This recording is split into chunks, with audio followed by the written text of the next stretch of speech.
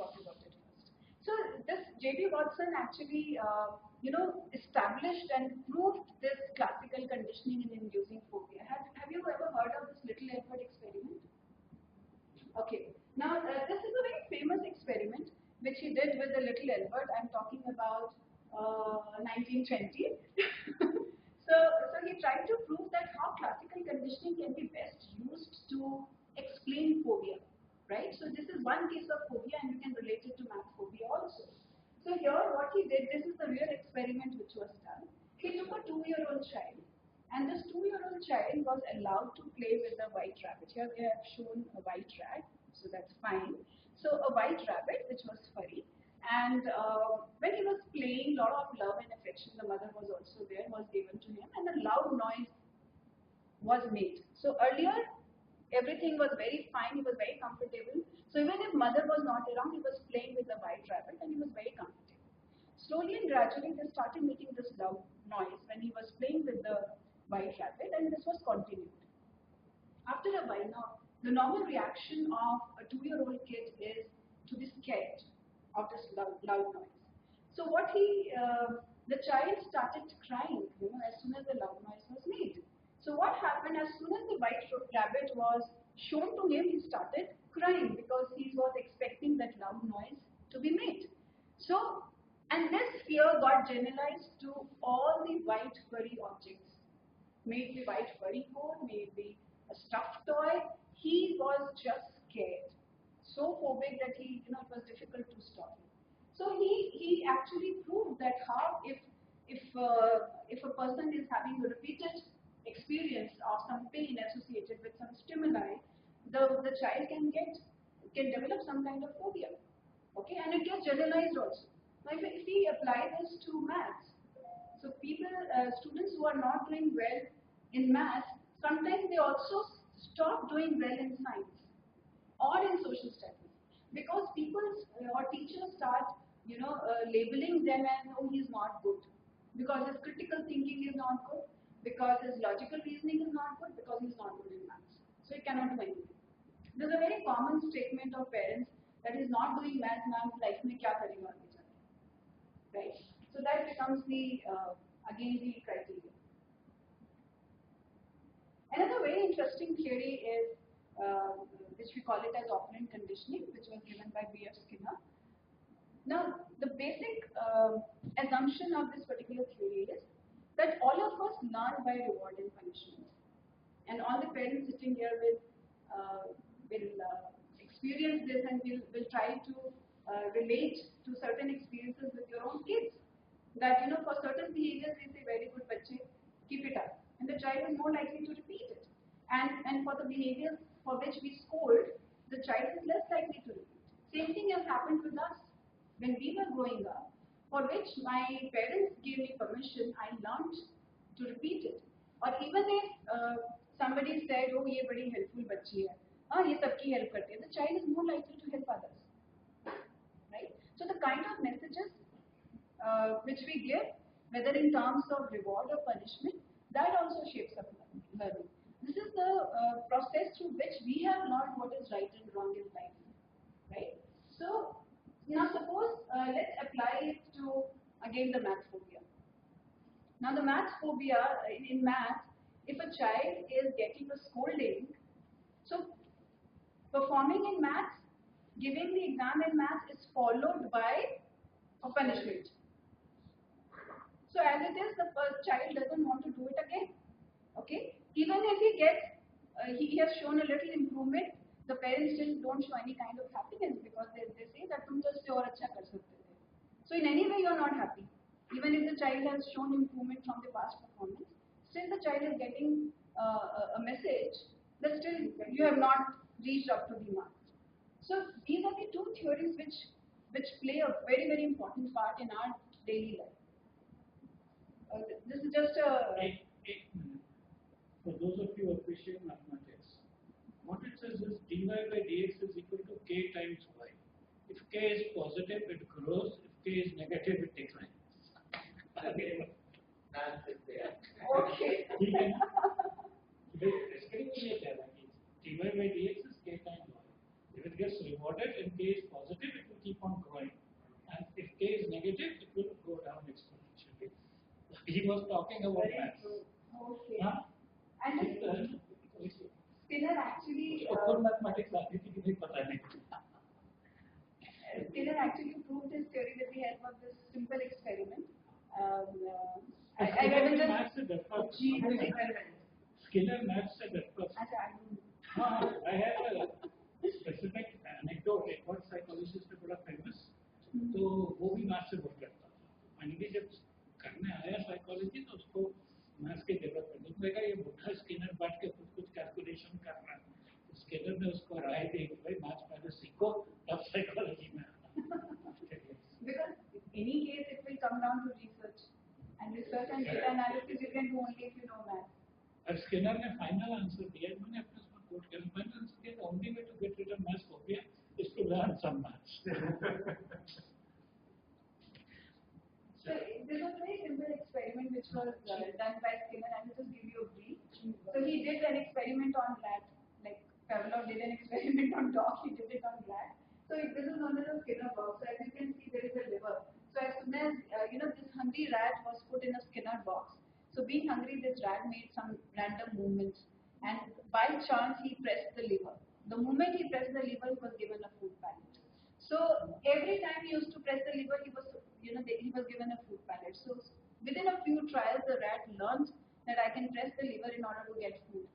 And as soon as they used to put the hungry rat into the Skinner box, so he never made random movements. He immediately pressed the lever in order to get food. And this can actually happen. These are the real experiments which were done. Now, how can we apply it in the real life situation? All kids need appreciation. All kids, the whole personality is shaped by this. And to the extent of throwing temper tantrums, they know that till what point I need to press my parent to get something. That if I speak like this in front of others, or if I behave like this in the market, my parents are going to say, "Chap chup ho jao, le lo." So kids know. So उनको पता है कौन सा point press करना है कि आ जाएगा gift. And this, being a psychologist, I used to observe these things very closely in my own son. So I still remember he was very young and he was playing with something and his bua came and took away that toy. So I said, तुम तो किसी को देते नहीं हो, तुमने दे दिया. तो बोला कोई बात नहीं, अभी मैं रहूँगा वो वापस दे जाएगी. So I just kept quiet, and this is a real experience. And he cried, and the toy was returned. So I did not say anything, but later on I laughed and laughed. Like the kids know, that what they can do to get something. So all of us apply this. Right in infant, when he knows that he cried, Yes. so he get milk. I have a 2-year-old niece at my place, and I see the reaction, the change in the reaction within a second. Even if she's crying for milk, the moment I reach my hand towards the milk bottle, she will start laughing. Otherwise she's having tears and she's crying. So they know everything. So we often have this Skinner boxes running on this DMRC track. Some are 6 coaches Skinner boxes, other are 8 coaches, and you get to learn how to get the seat. maybe. I don't want to comment on that because I've seen a lot of fights happening because of the seat. But then you learn the way the rat learns. Yes, all of us learn. And it is not that these two conditioning processes are applicable only to children. All of us at this age also, all of us learn, we want to be appreciated. If I, after maybe the talk is over, if one of you says कि ma'am अच्छा था तो मुझे बहुत अच्छा लगेगा. जो नहीं बोलेगा, I will start thinking.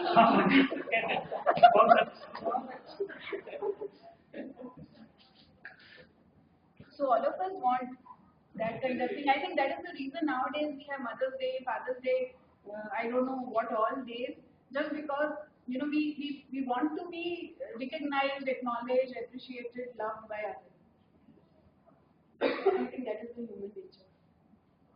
So these are the few things. I will not go into details of everything because otherwise it will be very long.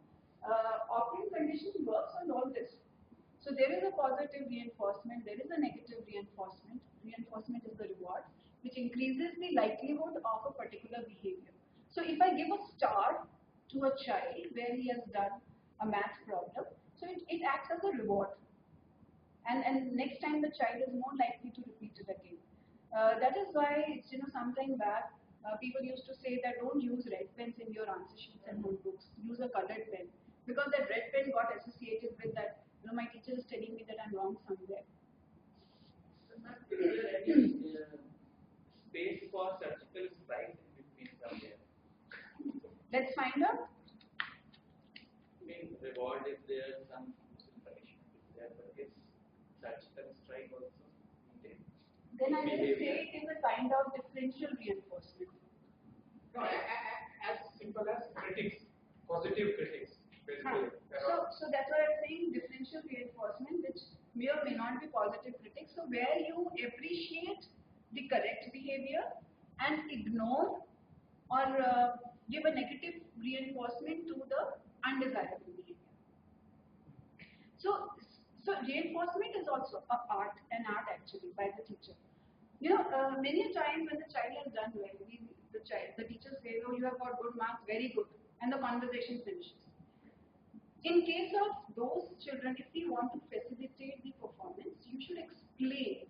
Oh, your handwriting is good. Here you have explained the concept very well. You have used good vocabulary. So you need to specify that what you are reinforcing, so what you are rewarding. And similarly, analysis of error, where you can say that ये चीज नहीं करनी चाहिए. This is wrong here. You can avoid this or you can add this. So if you use both the things, then of course that is the best. So you wanted to say something. Yes, this is the reward and punishment is a very, very good tool for molding and shaping the child's behavior.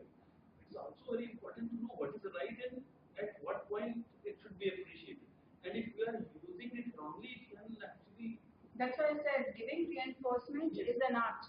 And when I say punishment doesn't mean कि हम उसे bathroom में बंद कर दें. That's why sir has said many times that the teacher in primary sections without knowing psychology, child psychology, is a crime.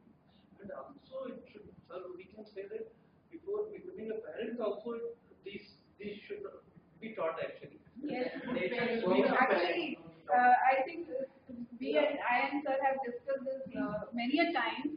That to be parents, we should have a workshop for parents. With teacher, with parenting, Because earlier, when people were staying with their parents, so lot of parenting skills तो वहीं से आ जाती थी. एक ने डांट दिया तो दूसरे ने संभाल लिया तो तीसरे ने संभाल दिया. यहाँ पर क्या होता है, बच्चे ने डांटा और आप तो ऑफिस चले गए. आपने बच्चे को डांट के आप ऑफिस चले गए. पीछे से with whom the child will share. So child doesn't know how to express his emotions. Then there is a problem. So I must tell a couple of stories on this.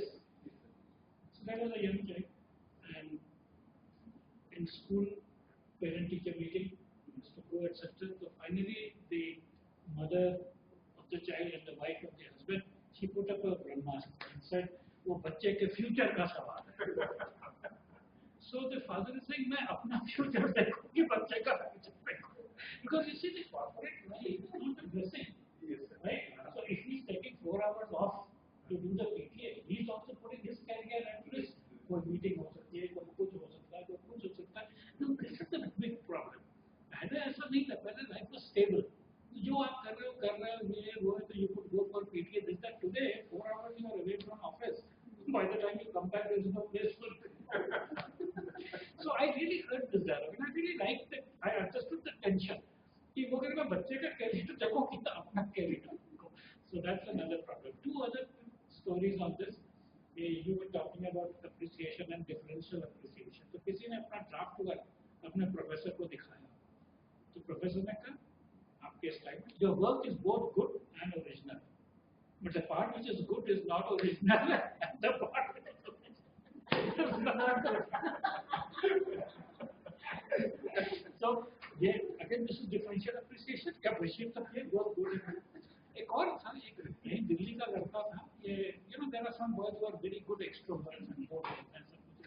पहुंच गया England, तो पहले उसकी meeting हुई professor से, और जैसे बोला अपना 15-20 मिनट जान के बोला उसने, उसके उसके प्रोफेसर ने कहा यू आर अमेजिंग, बड़ा खुश हो गया। फिर उसने कहा see your lack of knowledge of the subject does not come in the way of your speaking about it. So this is differential appreciation.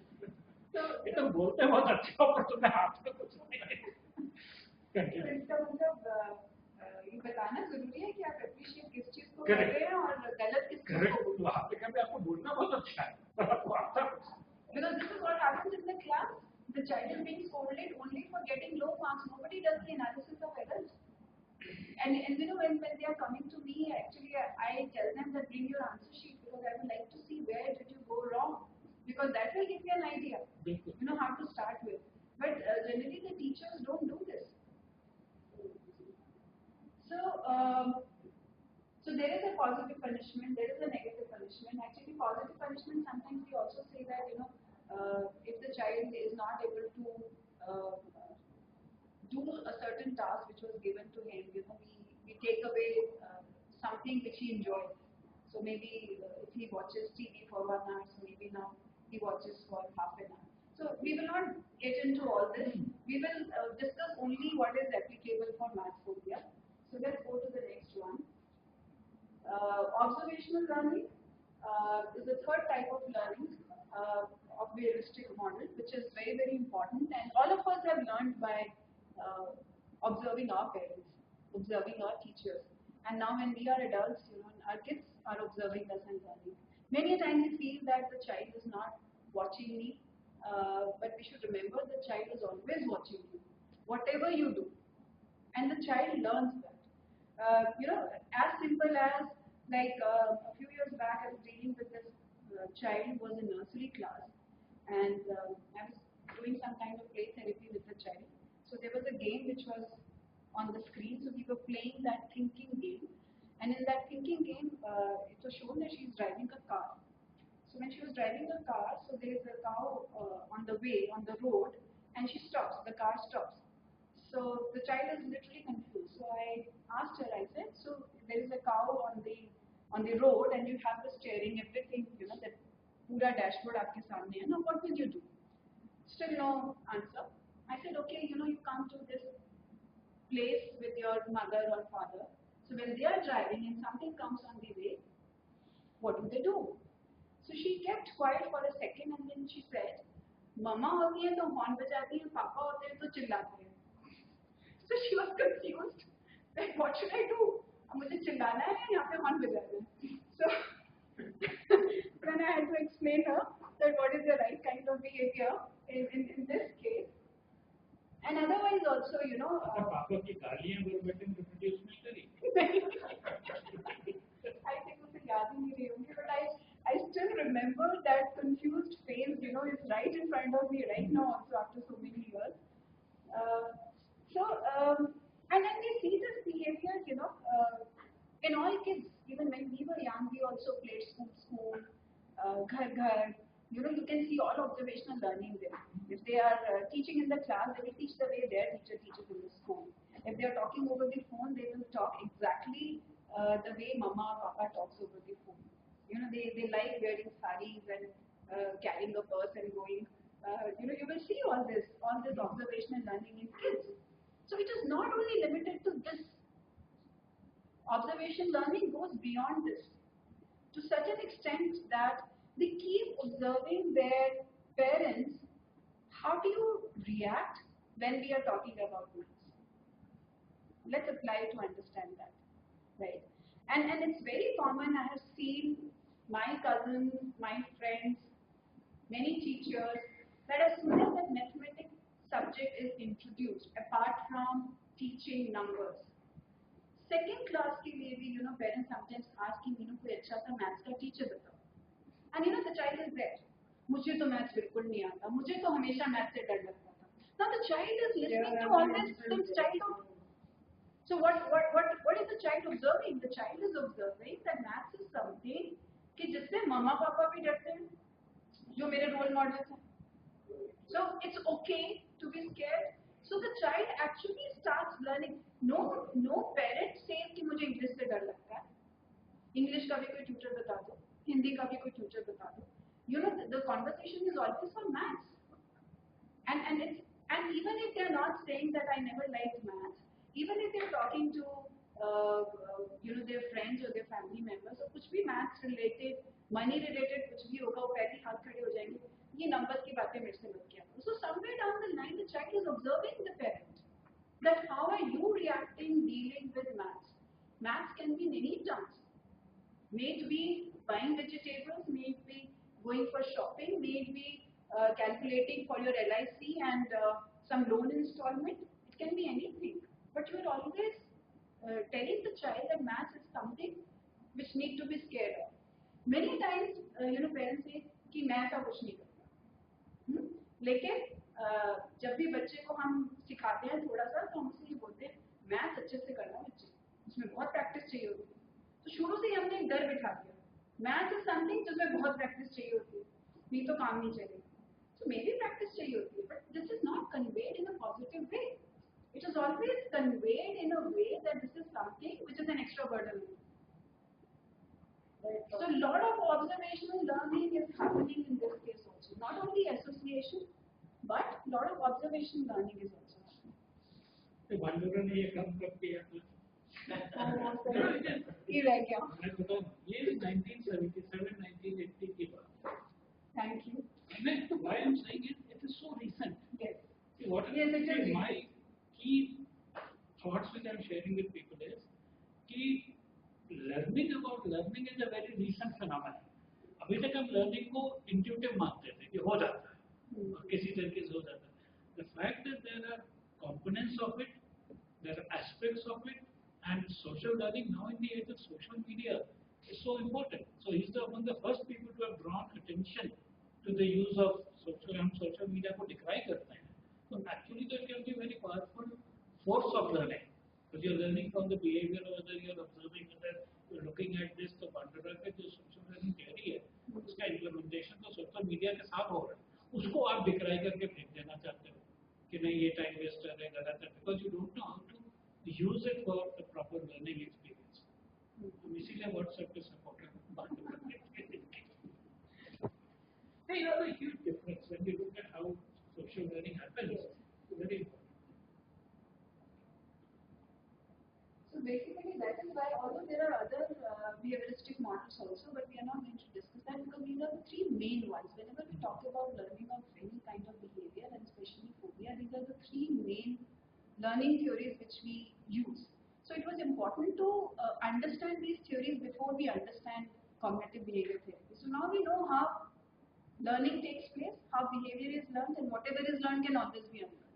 So based on this only, we can unlearn any kind of phobia, any kind of anxiety. So psychologists don't do any magic, they just unlearn the whole cycle. Right? Actually, unlearning is more difficult than learning. Depends. How much entrenched it is. Depends. There is no one answer. It depends on many factors.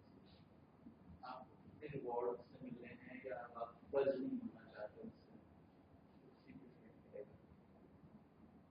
और या फिर कभी-कभी प्रकाश दूसरी तरफ से आया नहीं होता. नहीं, ये go back to science. It is a reversible reaction versus a non-reversible reaction.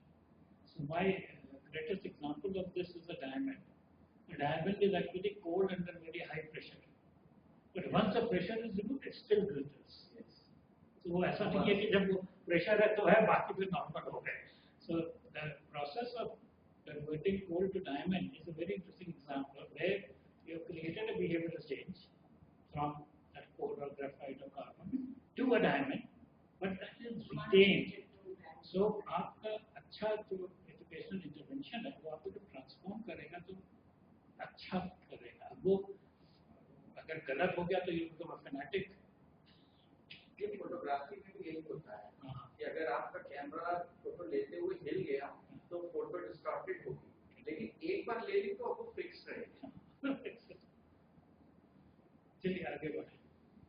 So, is there enough interaction for your comfort? Sorry? Is there enough interaction? Yes.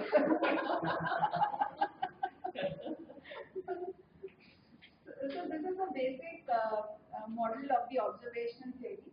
I will not go into details. I just want to point out here Just that like the background for your next time. yeah.